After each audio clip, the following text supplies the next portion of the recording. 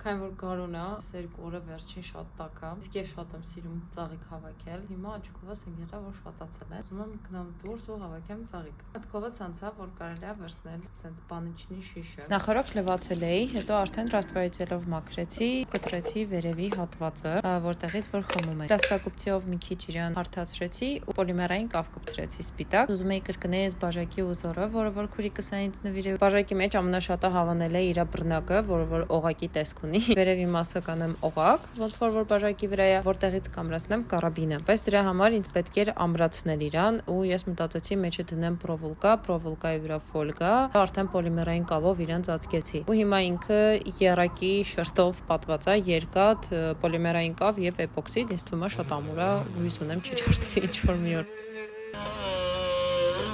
Այս գլամուր սակնոցներս նրա համար է, որ չթռնի ստրուշկաները աչքերս մեջ, որտեղ նոր թռավ էլի։ Իրականում ուզում եմ ինչ-որ կավային էֆեկտ ստանալ, դրա համար սպիտակ պոլիմերային կավով ուղղակի ծածկեցի։ Звуковой էֆեկտ ադբանկի։ Որ իրան թրծեցի, վերջացրեցի, ուղղակի ակրիլային ներկերով ծածկեցի, ոնց որ հենց բաժակի վրայի ուզորներ։ Ոնց հասկացաք, այդ բաժակը շատ դուրս եկավ։ Վերջում ներկելուց հետո արդեն էպոքսիդով իրան ծածկեցի, հանեցի test drive-ի, որ ինքը ամբողջ օրը իմ հետ ա եղել, որպես մի 5-6 ժամ բայուսակից կախած, ոչ թրջվել եմ, ոչ է ծաղիկներն են թորում։ Так что ինձ թվում է էքսպերիմենտը հիասքանչ անցկացված է։ Bye։